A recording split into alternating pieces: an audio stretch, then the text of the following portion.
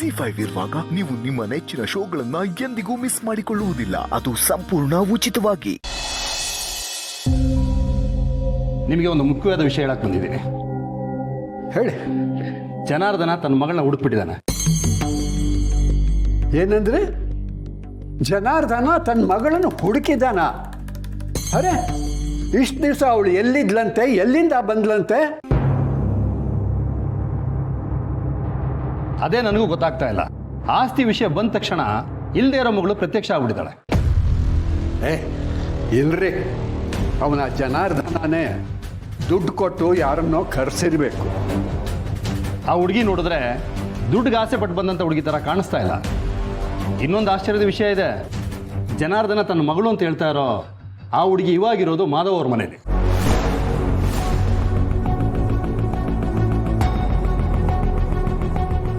ಆ ಹುಡುಗಿ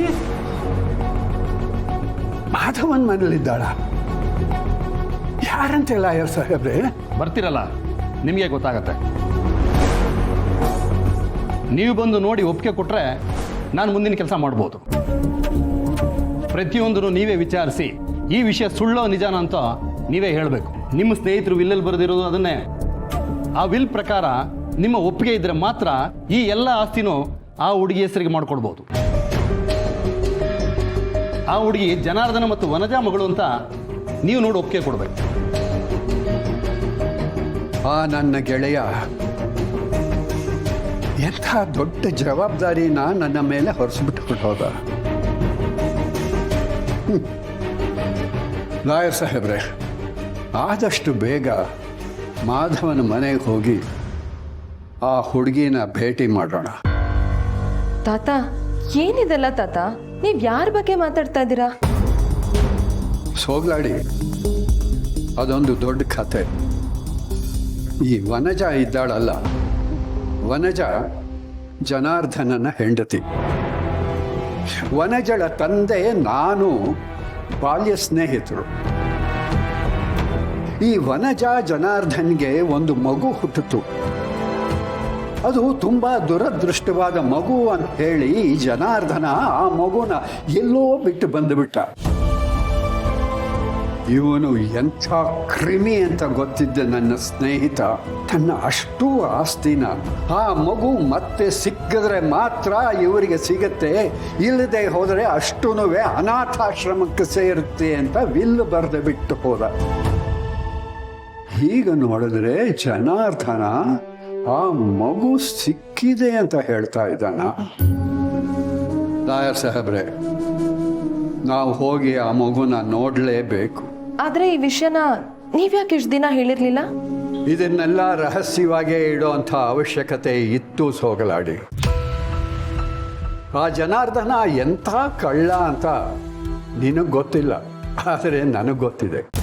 ಒಂದು ವೇಳೆ ಆ ಕಳೆದು ಹೋಗಿರೋ ಮಗು ಸಿಕ್ಕಿ ಅದನ್ನು ಗುರುತಿಸಿದರೆ ಮಾತ್ರ, ನಾನು ಅದಕ್ಕೆ ಒಪ್ಪಿಗೆ ಕೊಟ್ಟರೆ ಆಮೇಲೆ ಆ ಆಸ್ತಿ ಎಲ್ಲ ಅವಳಿಗೆ ಸೇರುತ್ತೆ ಅಂತನ್ನೋ ವಿಷಯ ಏನಾದರೂ ಈ ಜನಾರ್ದನನಿಗೆ ಗೊತ್ತಾಗಿದ್ದಿದ್ರೆ ಅವನು ನನ್ನನ್ನೂ ಬಿಡ್ತಾ ಇರಲಿಲ್ಲ.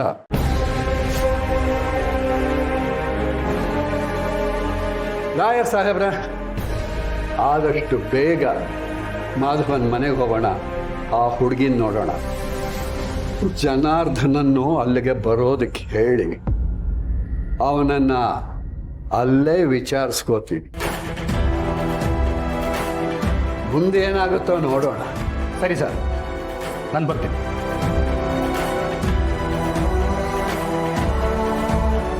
ಅಲ್ಲ ತಾತ, ಈ ವಿಷಯನೆಲ್ಲ ನೀವು ಜನಾರ್ದನ್ ಅವ್ರ ಮನೆಯಲ್ಲೇ ಮಾತಾಡ್ಬೋದಲ್ವಾ?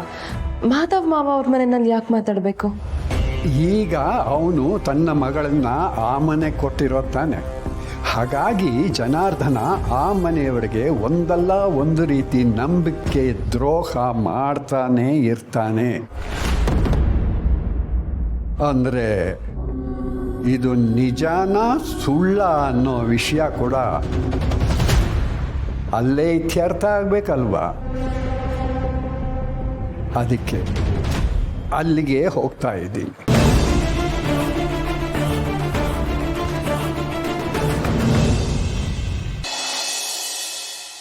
ಏನು ಲಾಯರ್ ಸಾಹೇಬ್ರೆ ಬರ್ತೀನಿ ಅಂತ ಹೇಳಿದ್ರೆ ಎಷ್ಟು ಗಂಟೆ ಬರ್ತಿದ್ದೀರಾ? ಅವ್ರನ್ನೂ ಜೊತೆಲಿ ಕರ್ಕೊಂಬರ್ತಾ ಇದ್ದೀರಾ? ಇಲ್ಲಯ್ಯ, ಪೂರ್ಣಿ ಯಾಗೋ ಮಾಧವ್ರ ಮನೆ ಇದ್ದಾಳಲ್ಲ, ಅದಕ್ಕೆ ನೇರವಾಗಿ ಅಲ್ಲಿಗೆ ಹೋಗೋಣ ಅಂತ ಅವ್ರು ಹೇಳಿದ್ರು. ಏನು ಮಾಧವನ್ ಮನೆಗ? ಇದು ನಮ್ಮನೆ ವಿಷಯ, ಇದು ಇಲ್ಲೇ ಇತ್ಯರ್ಥ ಆಗಬೇಕು. ಇಲ್ಲಿಗೆ ಬನ್ನಿ. ವಿಷಯ ನಿಮ್ಮನೇದೇ ಇರ್ಬೋದು, ಆದ್ರೆ ಹುಡುಗಿ ಅವ್ರ ಮನೆ ಸೊಸೆ ಅಲ್ವಾ, ಅದಕ್ಕೆ ಅವರಲ್ಲೇ ಹೋಗಿ ಮಾತಾಡೋಣ ಅಂತ ಹೇಳಿದ್ರು. ಅವ್ರ ಮಾತಿಗೆ ನಾನು ಇದು ಉತ್ತರ ಕೊಡೋಕ್ಕಾಗಲ್ಲ. ಯಾಕೆ ಸುಮ್ಮನೆ ಆಗ್ಬಿಟ್ಟೆ? ಜಾಗ ಯಾವ್ದಾದ್ರೇನು ಅವಳು ನಿನ್ನ ಮಗಳು ಅನ್ನೋದು ಸತ್ಯ ತಾನೇ. ಆ ಸತ್ಯನ ಎಲ್ಲರ ಮುಂದೆ ಹೆಮ್ಮೆಯಿಂದ ಹೇಳ್ಕೊ. ನೀವಿಬ್ಬರು ಅಲ್ಲಿಗೆ ಬಂದ್ಬಿಡಿ, ಅಲ್ಲೇ ಮಾತುಕತೆ ಮುಗಿಸಿ ಇತ್ಯರ್ಥ ಮಾಡ.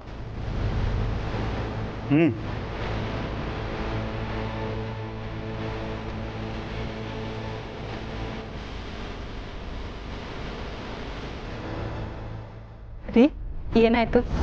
ಲಾಯರ್ ಬರ್ತಿದಾರಂತ? ಅವ್ರು ಇಲ್ಲಿಗೆ ಬರಲು ಅಂತೆ. ಮಾಧವನ್ ಮನೆಗೆ ಹೋಗ್ತೀನಿ, ಅಲ್ಲಿ ಬನ್ನಿ, ಅಲ್ಲೇ ಮಾತುಕತೆ ಆಡೋಣ ಅಂತ ಹೇಳಿದ್ರು.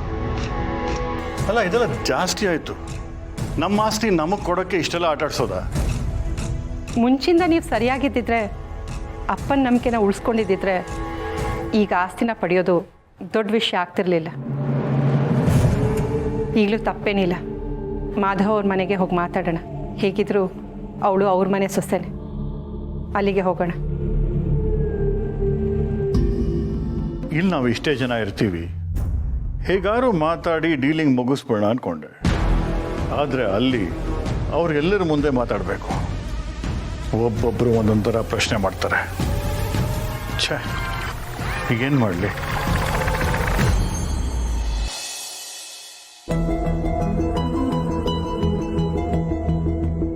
ಸಮರ್, ನಿನ್ನ ಹತ್ರ ಸ್ವಲ್ಪ ಮಾತಾಡಬೇಕಿತ್ತು. ರಾತ್ರಿನೇ ಮಾತಾಡೋಣ ಅಂದ್ಕೊಂಡೆ, ಆದರೆ ನೀನು ಬಂದಿದ್ದು ಲೇಟ್ ಆಗೋಯ್ತು. ಈಗಲೂ ಲೇಟ್ ಆಗಿದೆ, ಆದರೂ ಪರವಾಗಿಲ್ಲ. ನೀನು ನನ್ನ ಜೊತೆ ಎಷ್ಟು ಬೇಕಾದರೂ ಏನು ಬೇಕಾದರೂ ಮಾತಾಡ್ಬೋದು. ನಿನಗಿಂತ ಅದು ದೊಡ್ಡದಲ್ಲ. ಹೇಳು, ಏನು ವಿಷಯ? ಅದು ನನಗೆ ತಲೆ ಸುತ್ತ ಬಂದ ಹಾಗಾಯಿತು.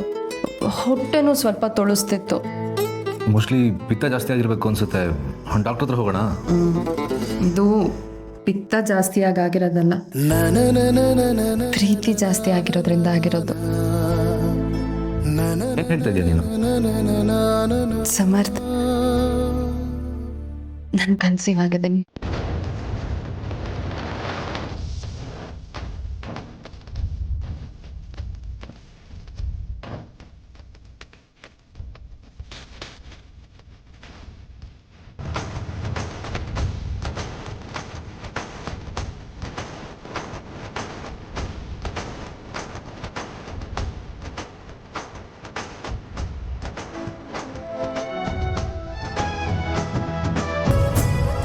ಸಮರ್ಥ, ನಂಗೆ ತಲೆ ಸುತ್ತಿದೆ, ಬಿಡು. ಸಾರಿ. ನೀನಿನ ಮೇಲೆ ಹುಷಾರಾಗಿರ್ಬೇಕು. ಜಾಸ್ತಿ ಕೆಲಸನೂ ಮಾಡೋಂಗಿಲ್ಲ, ಜಾಸ್ತಿ ಓಡಾಡೋಂಗಿಲ್ಲ. ಓಕೆ?